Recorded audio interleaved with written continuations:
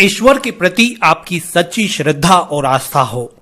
दिन दुखियों की सेवा करने में भावना निस्वार्थ हो और किसी भी कार्य के प्रति सोच और नियत साफ हो, तो यकीनन ईश्वर आगे होकर प्रेरणा देता है कि आपके द्वारा किए जाने वाला हर कार्य सफल हो। वाकई में इसका उदाहरण इंदौर के पूर्वी क्षेत्र में बीमा हॉस्पिटल के समीप कुष्ठ सेवा संस्थान का यह चमत्कारिक स्थल है, जहां भगवान मनोकामेश्वर महादेव अदृश्य शक्ति के रूप में भक्तों के साथ नजर आते हैं। सावन के इस पवित्र माह में आसमान कई दिनों से साफ हो,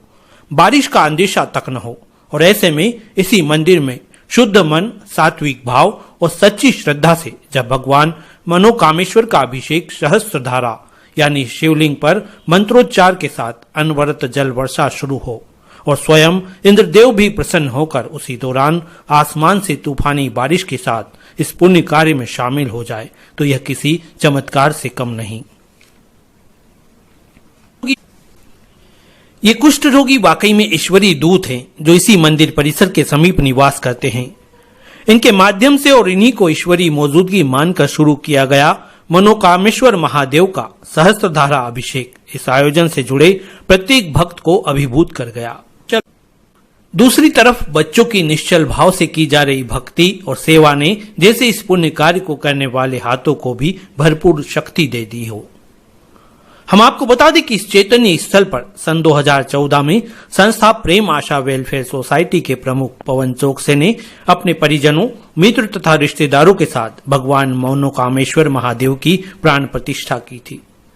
उद्देश्य यही था कि एक वीरान इलाके में रहने वाले कुष्ठ रोगियों को समाज की मुख्य धारा के साथ जोड़ते हुए उनके करीब समाज के आम व्यक्ति को बिना किसी भेदभाव या विचार के ले जाया जाए। 9 सालों के सफर में सफलता भी मिली और सुकून भी। आज इस परिसर में आम से लेकर खास लोगों का विभिन्न अवसरों पर आना होता है, जिनकी संख्या हजारों में है। पवन चौकसे बताते हैं कि सावन माह में 9 सालों से चला आ रहा भगवान भोलेनाथ के अभिषेक का सिलसिला इस साल कुछ खास रहा, यानी अधिक मास पर अमावस्या के दिन विशेष रूप से मनोकामेश्वर महादेव का सहस्त्रधारा अभिषेक करने का यह सौभाग्य मिला। 4 जुलाई से वैसे तो रोजाना अभिषेक, पूजन एवं प्रसादी का सिलसिला चल ही रहा है, जिसमें खास बात यह रही कि समस्त भक्तों ने प्रसादी सेवा के लिए परिसर में ही तमाम व्यवस्थाएं जुटाई, यानी यहाँ भट्टी पर लकड़ी कोयलों के बीच भक्तों ने ही भोजन तैयार कर भोग भी लगाया और खाने के साथ आए हुए लोगों को उसे खिलाया भी। आयोजन पूर्णतः एक अलग सोच एवं निस्वार्थ भाव से होने पर यहाँ धार्मिक, सामाजिक एवं राजनीतिक रूप से सक्रिय तमाम लोगों की सेवा में हाजिरी होती है, जिनमें बीजेपी नेता निगम सभापति मुन्नालाल यादव, विधायक आकाश विजयवर्गीय, राजेश पांडे, विक्की रघुवंशी के अलावा कांग्रेस नेता राजेश चौकसे, अमन बजाज, पिंटू जोशी सहित अनेक नेता भी पहुंचे। विधायक विजयवर्गीय ने कुष्ठ रोगियों को वस्त्र वितरित करने के साथ यहां अपने आगमन को सौभाग्य बताया। पवन चौकसे ने कहा कि पूर्णतः भोले की भक्ति के प्रति समर्पित इस आयोजन में विद्वान पंडितों की मौजूदगी ने एक अलग ही माहौल बना दिया, जिसमें हर श्रद्धालु पूरी तरह डूबा नजर आया। शिवलिंगम फणिपति वेष्टित शोभित लिंगम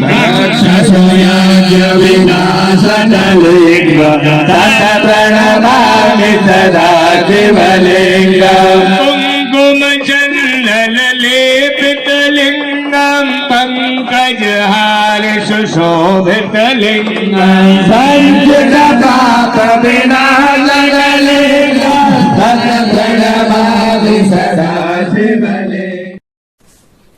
सहस्त्रधारा अभिषेक की समाप्ति के पश्चात भगवान मनोकामेश्वर का मनमोहक श्रृंगार दर्शन प्रत्येक भक्त को एक अलग और अनूठी अनुभूति करा रहा था।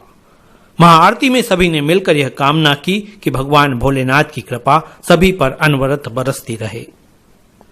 अभिषेक का सिलसिला तो 30 अगस्त तक जारी रहेगा, लेकिन सहस्त्रधारा अभिषेक के साथ अमावस्या का महत्वपूर्ण दिवस होने पर यहाँ महाप्रसादी भी उसी अनुरूप तैयार कराई गई, जैसी आम दिनों में भक्तों द्वारा अपने हाथों से बनाई जा रही थी।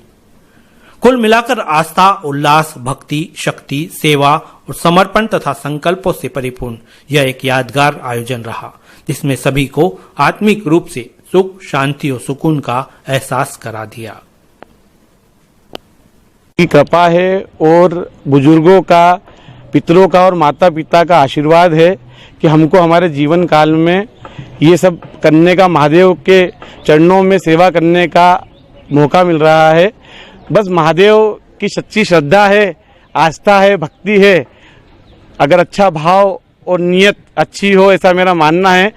तो फिर भोलेनाथ जो हैं एक सारे संकट मिटाए, ओम नमः शिवाय, इसी बात को चरितार्थ करते हुए बस लग जाते हैं। और बाबा महाकाल जो हैं, सब काम उनका है तो उनके हिसाब से सब काम हो जाते हैं। मैंने कहा ना कि जिनका कार्यक्रम है, देवादिदेव महादेव जो इस सृष्टि के रचयिता हैं, भगवान शिव भोलेनाथ जी, उनको जैसा कराना होता है और जिसको चुनना होता है वो करा भी लेते हैं, और जिससे कराना होता है उसे चुन लेते हैं। मैं भगवान ने इस सृष्टि की जो रचना की है, मेरी यही कामना है। हमेशा मैं ईश्वर से एक कामना रोज करता हूँ, प्रतिदिन सुबह उठ के, और आज भी मैंने वही कामना की कि हे प्रभु, इस संसार में जितने भी मनुष्य, जीव जंतु, चर अचर, जितने भी पशु पक्षी हैं, सब भूखे उठें, बाकी कोई भूखा ना सोए, यही मेरी कामना रहती है। और भगवान